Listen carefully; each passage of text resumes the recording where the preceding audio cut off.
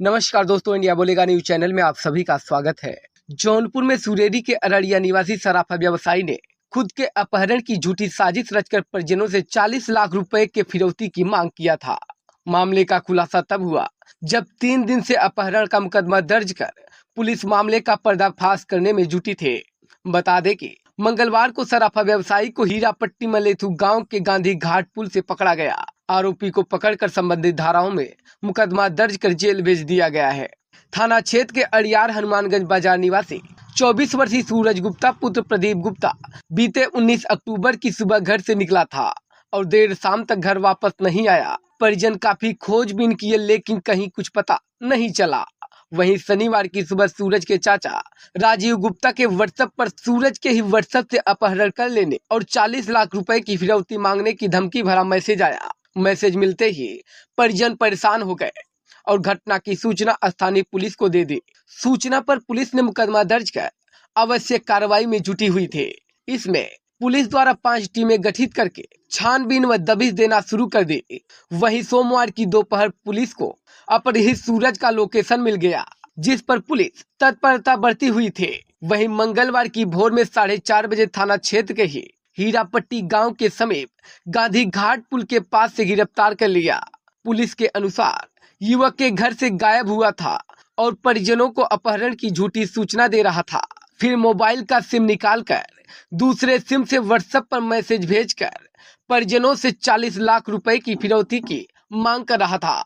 वहीं पुलिस ने इस मामले में अपहृत युवक को सुसंगत धाराओं में जेल भेज दिया।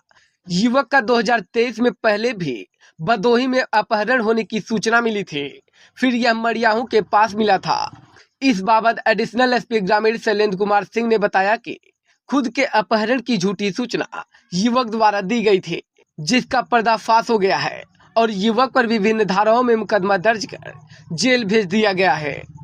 क्या घटनाक्रम था, किस तरह से पूरा वर्कआउट हुआ?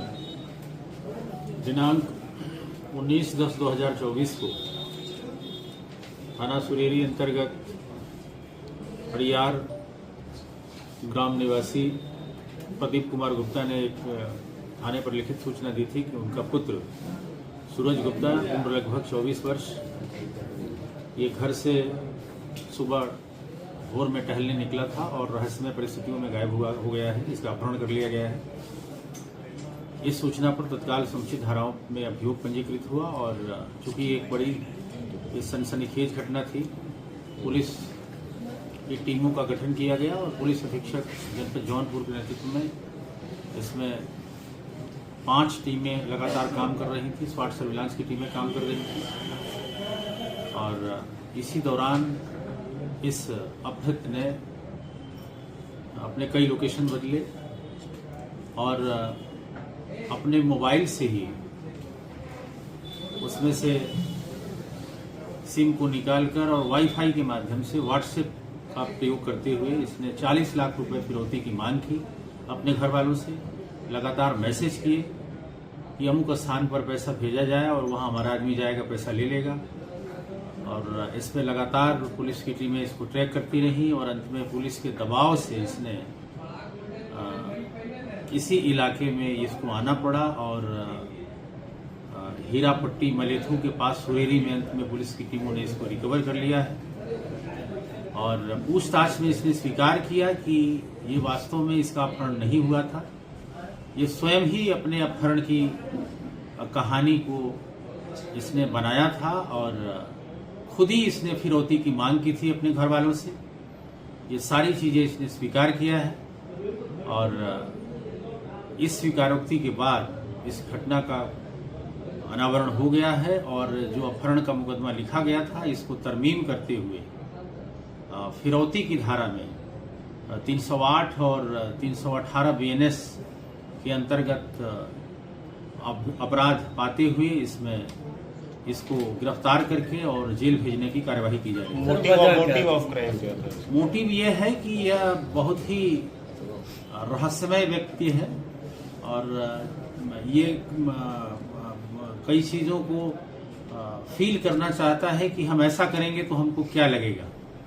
तो ये थ्रिल में और जुनून में ऐसा करना अभी तक ये पाया जा रहा है और इसके द्वारा ये बिल्कुल फैंटेसी की जा रही है कि हम किडनैपिंग करेंगे तो हमको कैसा लगेगा, हम खुद को अपने किडनैपिंग की सूचना देंगे तो हमको कैसा लगेगा। तो इस तरह की मानसिकता से इसने इस घटना को अंजाम दिया है, ऐसा अभी तक एविडेंस मिला है।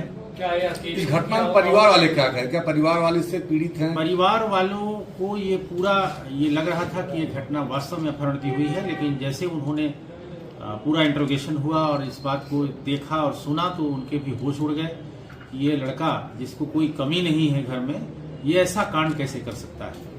वो भी हतप्रभ है और इससे परेशान है। कोई आपराधिक इतिहास भी इसका कोई आपराधिक इतिहास नहीं, लेकिन पहले भी इसने झूठी सूचनाएं दी हैं और एक मुकदमा इसने 2023 में ऐसे ही झूठा लिखाया था और 2024 में ही भी भदोही थाने में इसने अपने गुम होने की झूठी सूचना लिखाई थी। उसमें अगले ही दिन ये मड़ियाहू में प्रकट हो गया था। तो ये बहुत ही झूठा और बहुत ही फैंटेसी वाला इंसान है जो कई चीज़ों को कल्पना में करता है कि हम ऐसा करेंगे तो हमको कैसा लगेगा। पुलिस को कब ये लगा कि ये अपनी झूठी अपहरण की साजिश और फिरौती की साजिश? पुलिस को ये हर एंगल से पुलिस जांच कर रही थी, क्योंकि हम लोग किसी घटना को तब तक नहीं मानते जब तक कि वो अंजाम पे न पहुंच जाए। तो हम लोग ये मान के चल रहे थे कि ये घटना अपहरण की भी हो सकती है और इसी दिशा में हम लोग काम कर रहे थे। लेकिन कुछ ये लग रहा था कि कोई वास्तव में अगर रियल अपराधी होगा तो जिस तरह के मैसेज कर रहा था उस तरह के मैसेज पर हम लोग को भी डाउट हो रहा था। लेकिन हम लोग घटना को सही मानकर ही पूरा इस केस को हैंडल कर रहे हैं। उसके खिलाफ क्या कार्रवाई होगी? जो अपहृत है, जिसने तथाकथित अपने अपहरण की झूठी सूचना दी, उसने स्वीकार किया है और फिरौती की मांग की है। ये गंभीर जुर्म है, लिहाजा इसी जुर्म में जो एक्सटॉर्शन की धारा है उसमें हम लोगों ने इस मुकदमे को तरमीम करके इसको मुलजिम बना के हम लोग जेल भेजे। इसका और कोई भी साथी, सिर्फ अकेले ये? इस घटना में अभी तक किसी साथी के शामिल होने की बात प्रकाश में नहीं आई है।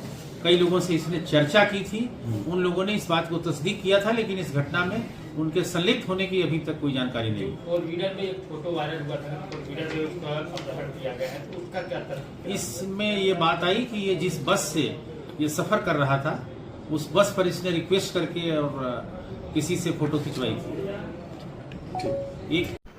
अगर आपको हमारा वीडियो पसंद आया है तो प्लीज़ लाइक कीजिए, सब्सक्राइब कीजिए और बेल आइकन की घंटी जरूर दबाइएगा।